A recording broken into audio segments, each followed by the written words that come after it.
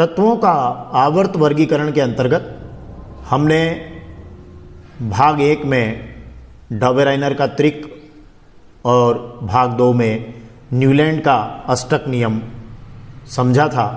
आज हम बात करेंगे मेंडलीफ की आवर्त सारणी पर, उसके नियम, गुण और दोष पर चर्चा करेंगे। मेंडलीफ ने अपनी जब आवर्त सारणी दी तो मेंडलीफ ने अपने समय तक ज्ञात सभी 63 तत्वों को, 63 तत्वों को परमाणु द्रव्यमान और उनके भौतिक तथा रासायनिक गुणधर्मों के बीच संबंध का अध्ययन किया।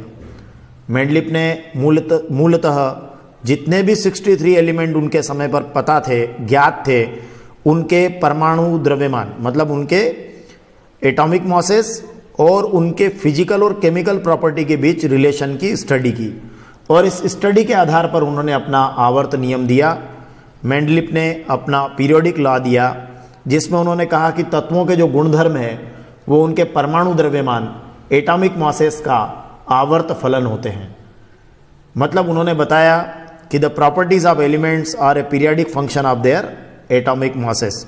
मतलब यह है कि जब तत्वों को उनके बढ़ते परमाणु द्रव्यमान के क्रम में जमाया जाए तो तत्वों के गुणधर्म जो होते हैं वो एक निश्चित टाइम इंटरवल या पीरियड के बाद में, जिसको हम कहते हैं आवर्त फलन, निश्चित टाइम इंटरवल या पीरियड के बाद में रिपीट होते हैं।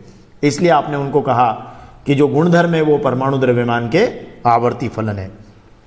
हालांकि मेंडलीफ ने यह निष्कर्ष बड़े मजेदार ढंग से निकाला था।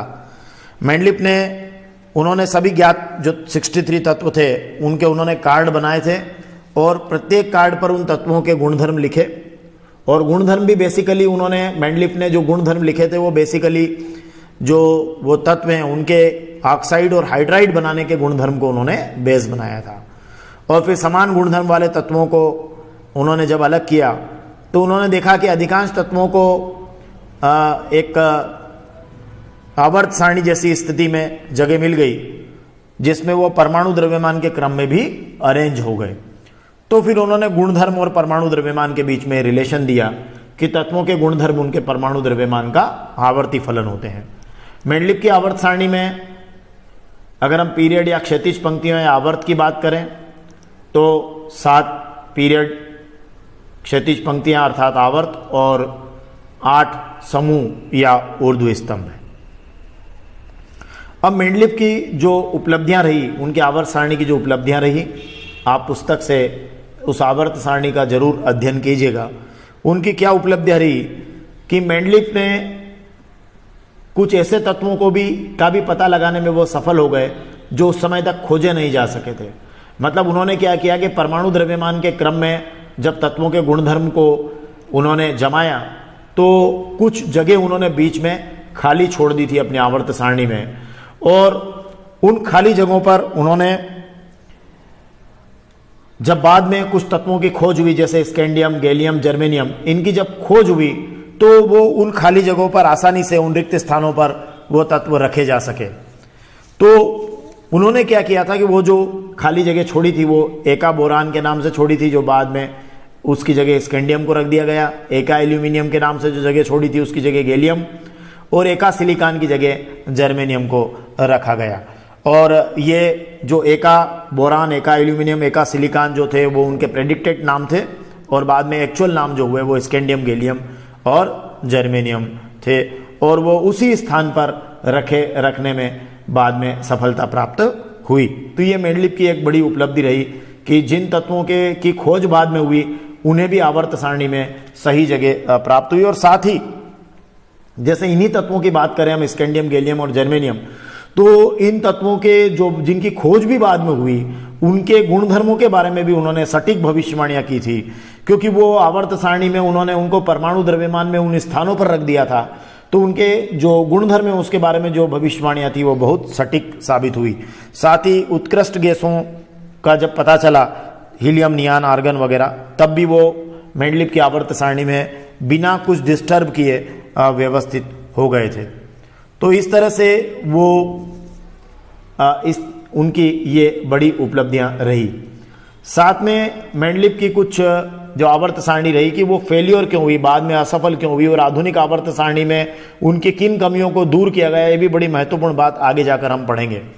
तो मेंडलिप की जो आवर्त सारणी की जो सीमाएं थी या कहें लिमिटेशंस या कमियां थी, उसमें सबसे बड़ी कमी यह थी कि हाइड्रोजन का उसमें स्थान बेहद अनिश्चित था।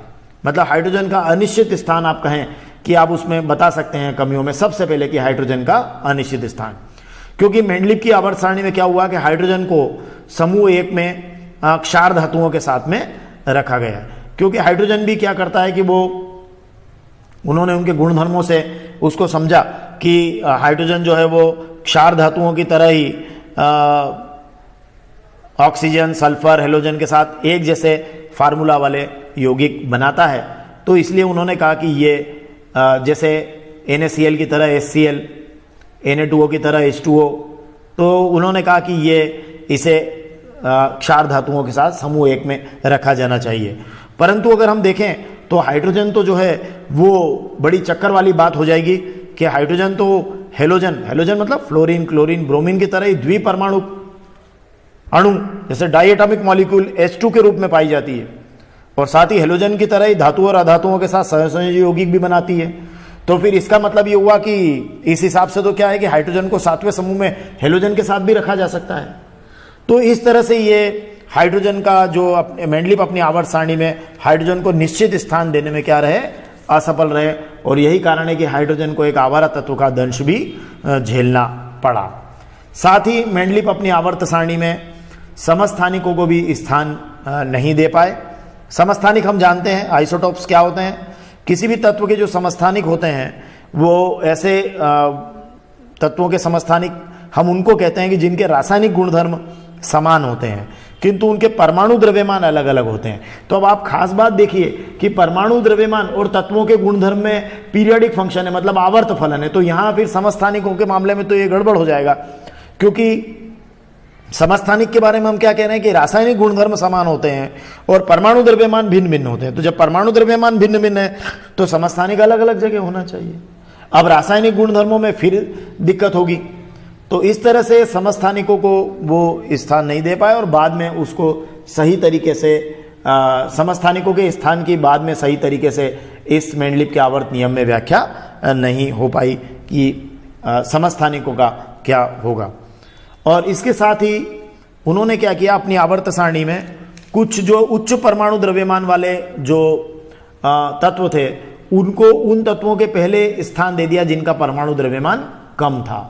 जैसे कोबाल्ट का जो परमाणु द्रव्यमान है 58.93 को निकिल 58.71 के पहले रखना इस नियम के अनुरूप तो नहीं था, क्योंकि वो तो कह रहे हैं कि तत्वों के गुणधर्म परमाणु द्रव्यमान का आवर्ती फलन है और परमाणु द्रव्यमान के बढ़ते क्रम में उन्होंने तत्वों को रखा था। तो फिर कोबाल्ट को निकिल के पहले उन्होंने कैसे रख दिया।